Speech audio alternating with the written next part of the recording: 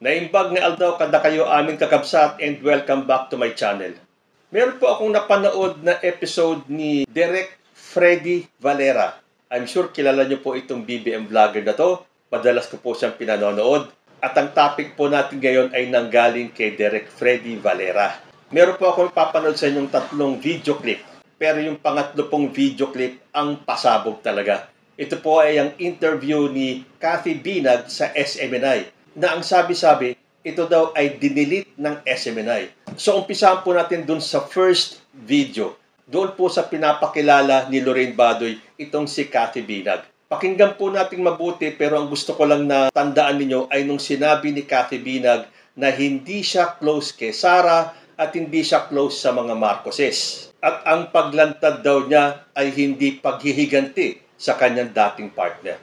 Panoorin po natin yung first clip. Without further ado, we would like to say hello, good morning to Cathy Binag, and maybe Cathy, I'd like to greet our viewers muna. Magandang umaga, magandang hapon, magandang gabi, kung saan man po kayo nanonood. I'm just here for the country, for the love of our country. Yes. For my kids, for my future apos. Yeah. So, Cathy, maybe we should start the ball rolling, no?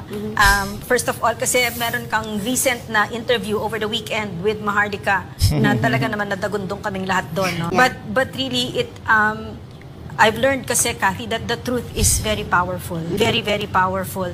You just say it and bahala na whatever happens, let the chips fall where they may.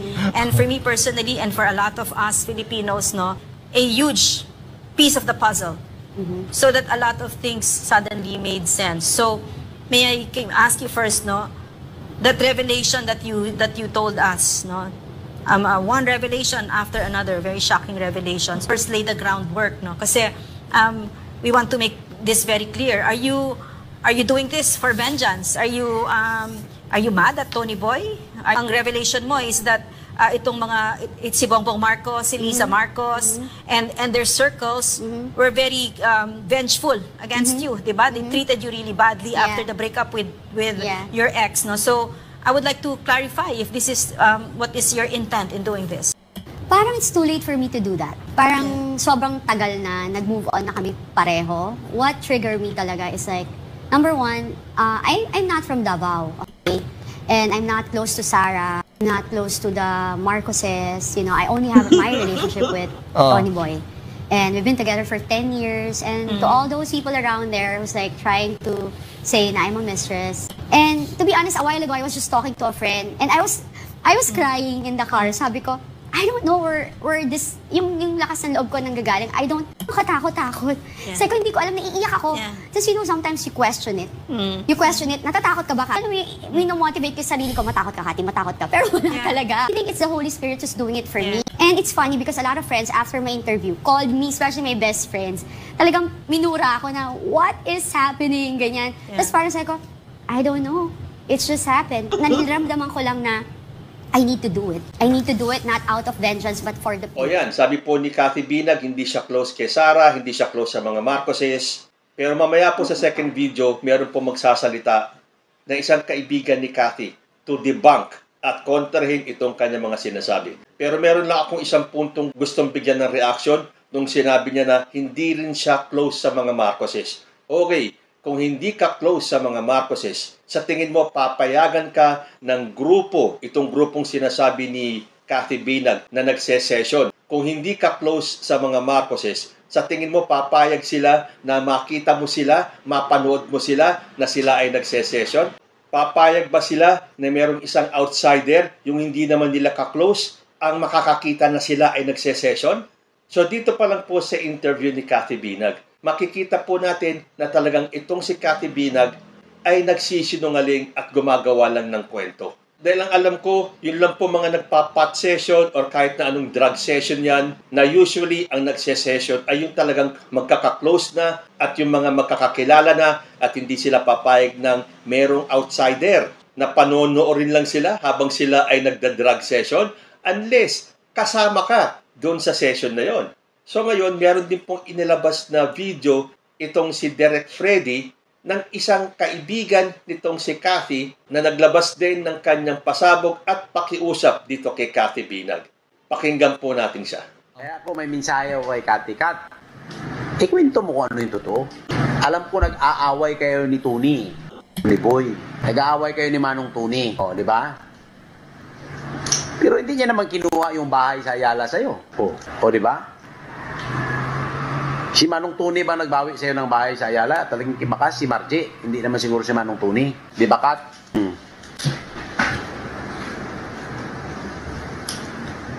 Alam ko, Kat, ang target mo dyan una-una na wasakin, si Manong Tony. Siya ang iyong target.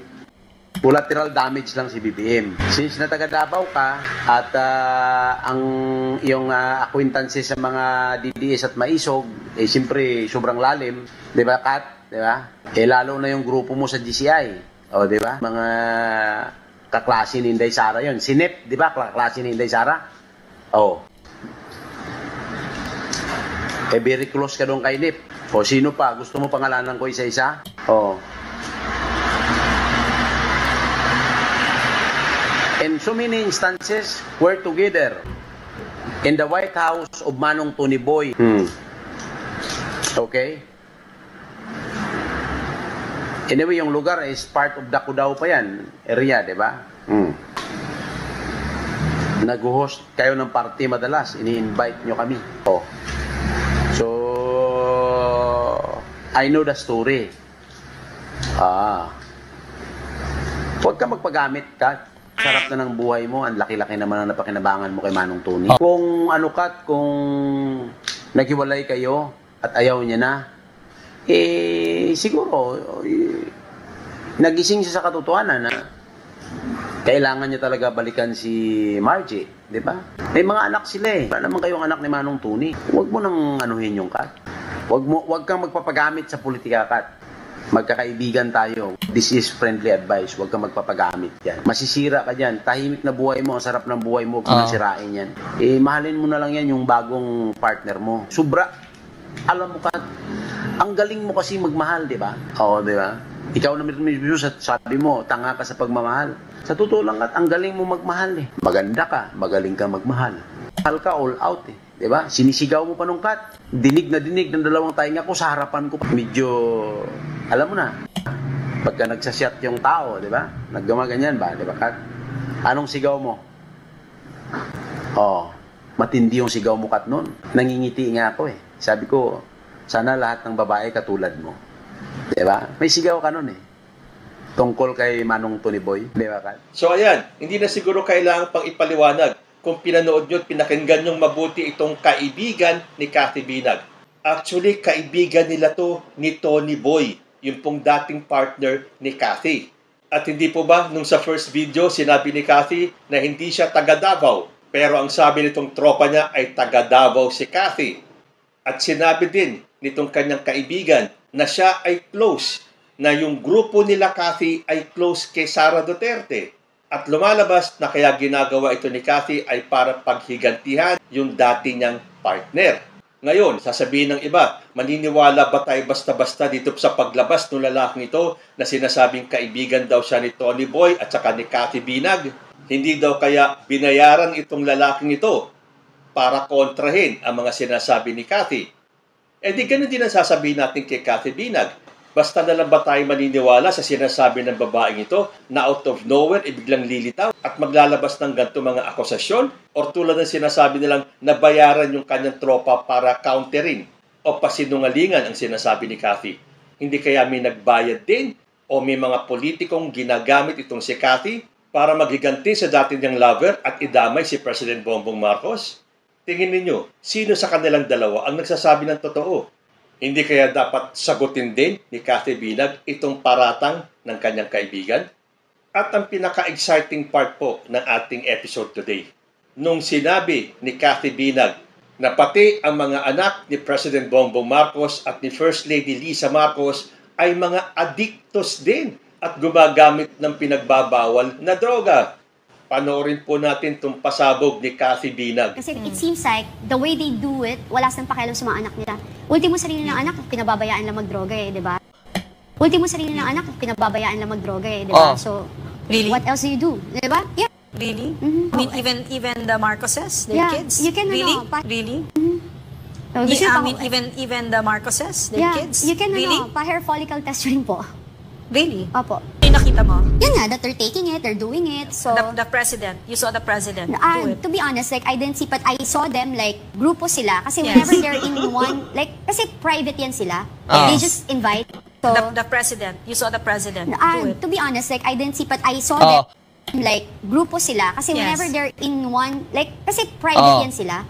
Even though you didn't see him, the people who were there did it. Yeah. I mean, there wasn't anybody there except you. And I can see that they're doing it. It's just that, if you ask me na, harapan na kami ng presidente, hindi ko Yeah. nakita yun. Yes, But yes. I see them from afar. Yun. Yes. Di po. Nako, parang napakabigat nitong akusasyon ni Cathy Binag at dinamay pa ang mga anak ni President Bongbong Marcos at ni First Lady Lisa Marcos. Sabi pa ni Cathy, ipa-hair follicle test daw yung mga bata. Ikaw ang nag-akusa, ikaw ang maglabas ng ebidensya. Mabigat yung paratang mong yan, Cathy. Kailangan mong patunayan yan. Kaya inilabas ko itong mga video na napanood ko kay Derek Freddy Valera. Gusto ko rin i-share ninyo. Ikalat ninyo para makarating kay First Lady Lisa Marcos. Dahil alam natin, yung mga akusasyon nila dito sa first couple ay pwede pang deadmahin ni Bongbong sa kanilisa. Pero kung pati ang mga anak nila ay idadamay nitong si Cathy Binag, ibang usapan na po yan. Tingnan nyo nga ang itsura ng mga anak ni President Bongbong. Yung mga yan ba makikitaan mo na sila ay gumagamit ng polvoron? At kailan pa yan na nakita ni Cathy Binag? Mga 10 years ago? Na mas bata pa itong tatlong ito? So kung dun sa interview ni Cathy Binag kay Claire Eden, ay sinabi niyang nakita niya nagpopolvoron si PBBM mga taong 2012 or 2013, ilang taon pa lang kaya itong tatlong ito? Para sabihin mong pinababayaan ng mag-asawa na magdroga yung kanilang mga anak. Nako, sabi ko sa iyo, napakabigat pong akusasyon yan. At yan ay kailangan mong patunayan. Hindi kaya ito ang dahilan kaya dinilit ng SMNI ang interview na to? Hindi po kasi ako nanonood na ng SMNI. Kaya tinatanong ko kayo, kung ito po bang interview ni Badoy kay Binag ay nasa online pa rin or talagang dinilit na nila? Nasa itsura ba ng mga anak ni Bongbong Marcos na sila ay mga addictos? Ito po ay dapat makarating kay First Lady Lisa Marcos. Kaya mabuti na lang kung ito man ay dinilit ng SMNI, meron na pong nakapag-save nito. May nakapag-download na rin yan. At kalat na rin po yung interview na yan. And I am doing my part para po makarating sa first couple itong napakabigat na akusasyon ni Cathy Binag. Okay lang yung paratangan niya si President Bongbong Marcos na nagpopolvoron. Pero doon sa kanyang interview, meron siyang sinabi na honestly, I did not see. So ibig sabihin, hindi niya nakita. Although biglang buwelta siya nung sinabi niyang kung harapan, hindi niya nakita ng harapan. Pero nakita daw niya yung grupo na nagpopolvoron from a distance. Siya na hindi close sa mga Marcoses, papayagan ni Bongbong Marcos na merong outsider na hindi close sa kanila. Sinabi ni Cathy Binag na private daw yun. Bakit nandun siya? Unless siya ay kasama dun sa session. Pero yan po ay hindi tatanggapin ng korte. Yung pabago-bago ka ng statement, sasabihin mo, honestly, I did not see. Pero nakita ko rin pala sila, but from a distance. Okay lang yan mga ganyang paratang. Dahil kitang-kita naman sa mga interviews mo na ikaw ay nagsisinungaling.